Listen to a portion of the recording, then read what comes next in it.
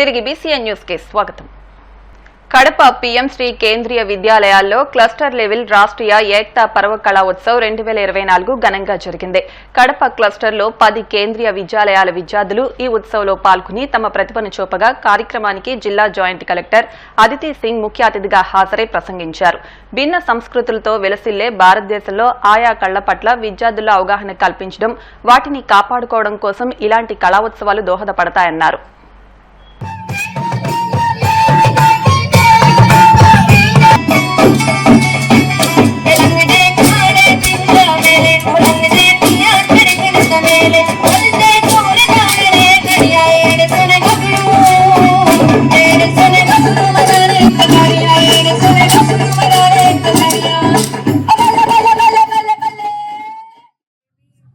కడప కేంద్రీయ విద్యాలయ కడపలో మనం ఏక్ భారత్ శ్రేష్ఠ భారత్లో భాగంగా కళా ఉత్సవ్ అండ్ ఏక్తా పర్వ్ ఇక్కడ జరుపుకుంటున్నాము.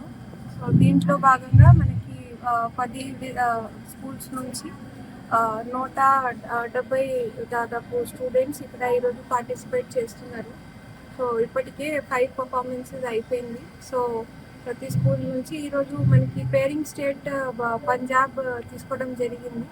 సో మనకి ఏక్ భారత్ శ్రేష్ఠ భారత్ మనందరికీ తెలుసు. 2015లో మనకి గవర్నమెంట్ ఆఫ్ ఇండియా నుంచి స్టార్ట్ చేయడం జరిగింది. ఒక సెంట్రల్ గవర్నమెంట్ ప్రోగ్రామ్ ఇది. దాంట్లోనే మనం ప్రతి సంవత్సరం ఒక స్టేట్తో పేరింగ్ చేసుకొని ఆ స్టేట్కి సంబంధించి ఉన్న కల్చరల్ యాక్టివిటీస్ని ఇక్కడ మన స్కూల్ లెవెల్స్లో, డిస్ట్రిక్ట్ లెవెల్లో వేరే ప్రోగ్రామ్స్ ద్వారా మనం ఇది ప్రమోట్ చేయడానికి కార్యక్రమాలు జరుపుకుంటూ ఉంటాము.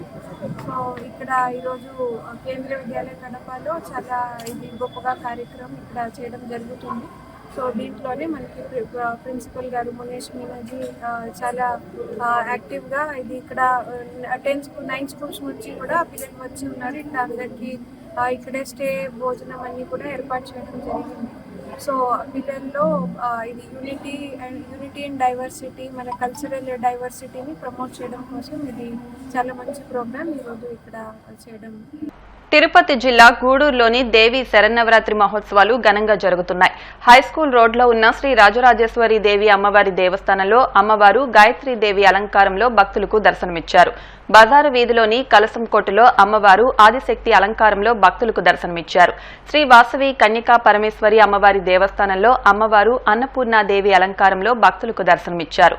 రాజా వీధిలోని శ్రీ గంగానమ్మ తల్లి దేవస్థానంలో అమ్మవారు అన్నపూర్ణాదేవి అలంకారంలో భక్తులకు దర్శనమిచ్చారు.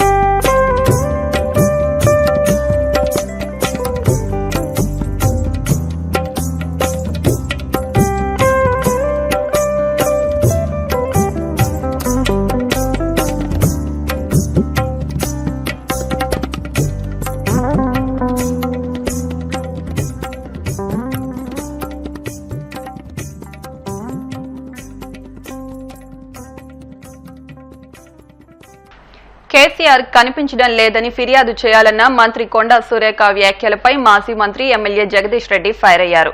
కొండా సురేఖ మాటలు ఆమె మానసిక స్థితిపై అనుమానాలు వచ్చేలా ఉన్నాయన్నారు. మంత్రి స్థాయి లేకున్నా పెద్ద పదవి రావడంతో ఇలా మాట్లాడుతున్నారని విమర్శించారు.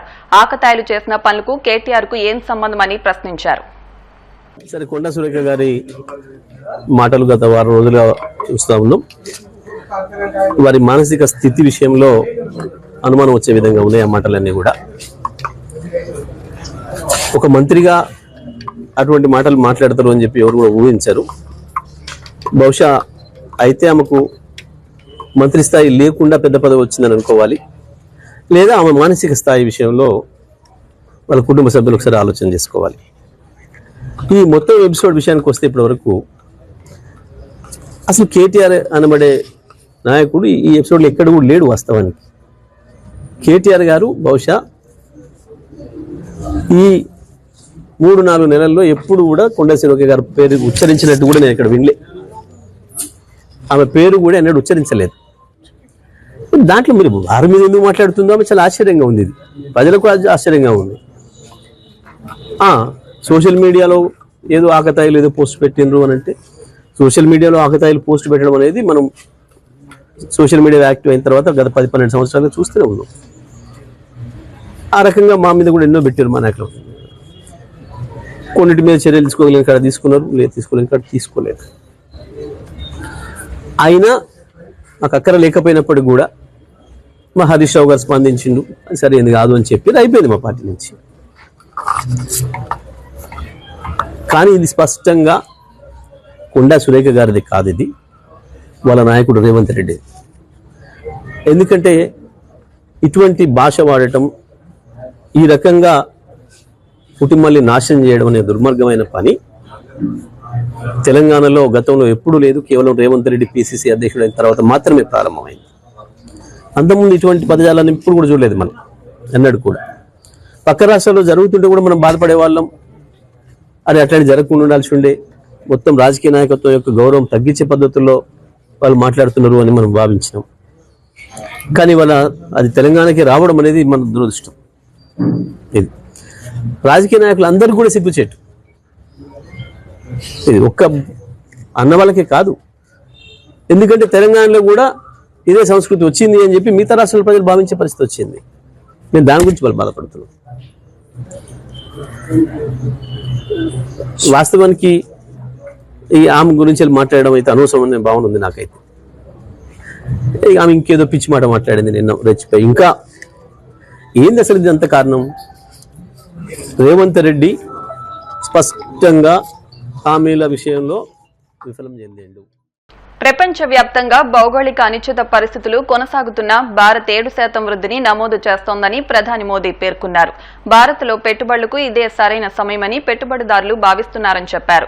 ఈ అనిశ్చిత వేళ పెట్టుబడులకు భారత్ స్వీట్ స్పాట్ గా మారిందన్నారు. భారత ఆర్థిక వ్యవస్థ వృద్ధి పదాన్ని కొనసాగించే దిశగా పరివర్తన మార్పులు కొనసాగుతున్నాయని చెప్పారు. ఢిల్లీలో జరిగిన కౌటిల్య ఆర్థిక సదస్సులో ఈ మేరకు ఆయన మాట్లాడారు. 2047 నాటికి అభివృద్ధి చెందిన దేశంగా అవతరించాలంటే వ్యవస్థీకృత సంస్కరణలు అవసరమని అభిప్రాయపడ్డారు. आज भारत पर विश्वास कुछ अलग ही ये दिखाता है कि आज भारत का आत्मविश्वास भी कुछ विशेष है. साथियों, आज भारत दुनिया की फास्टेस्ट ग्रोइंग मेजर इकोनॉमी है. आज भारत जीडीपी के हिसाब से 5th लार्जेस्ट इकोनॉमी है. हम ग्लोबल फिनटेक एडॉप्शन रेट के मामले में नंबर 1 है. आज हम स्मार्टफोन डेटा कंजम्पशन के मामले में नंबर 1 है. हम इंटरनेट यूजर्स के मामले में दुनिया में नंबर 2 है. दुनिया की करीब करीब आधी रियल टाइम डिजिटल ट्रांजैक्शन आज भारत में हो रही है. आज भारत में दुनिया का तीसरा सबसे बड़ा स्टार्टअप इकोसिस्टम है. रिन्यूएबल एनर्जी कैपेसिटी के मामले में भारत नंबर 4 पर है. अगर मैन्युफैक्चरिंग की बात करें तो भारत दुनिया का दूसरा सबसे बड़ा मोबाइल मैन्युफैक्चरर है. भारत 2 व्हीलर्स और ट्रैक्टर्स का सबसे बड़ा मैन्युफैक्चरर है। और इतना ही नहीं, भारत दुनिया का सबसे युवा देश है। दुनिया में तीसरा सबसे बड़ा साइंटिस्ट और टेक्नीशियंस का पूल भारत में है। यानी साइंस हो, टेक्नोलॉजी हो, इनोवेशन हो,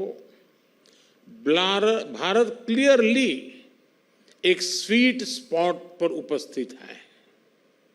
साथियों, रिफॉर्म, परफॉर्म और ट्रांसफॉर्म के मंत्र पर चलते हुए हम लगातार निर्णय ले रहे हैं, देश को तेज गति से आगे बढ़ा रहे हैं। వార్తలు ముగించే ముందు ముఖ్యాంశాలు మరొకసారి. నెల్లూరులోని సమస్యలపై ప్రత్యేక దృష్టి పెడుతున్నామన్న మంత్రి నారాయణ. అభివృద్ధి లక్ష్యంగా ముందుకెళ్లాలని కార్పొరేషన్ అధికారులకు సూచన.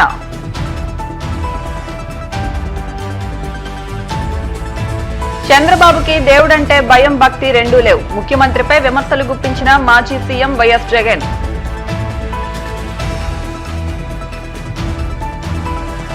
శ్రీకాళహస్తీశ్వర స్వామివారి దేవస్థానంలో వైభవంగా బ్రహ్మోత్సవాలు. రెండవ రోజు మహావిష్ణు అలంకారంలో అభయమిచ్చిన అమ్మవారు.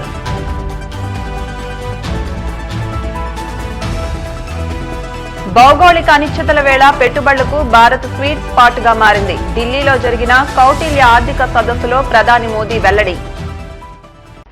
ఈ వార్తలు ఇంతటితో సమాప్తం. మరిన్ని వార్తల కోసం BCN digital YouTube channel, Facebook page follow అవ్వండి. అప్డేట్ వార్తల కోసం ప్లీజ్ సబ్స్క్రైబ్.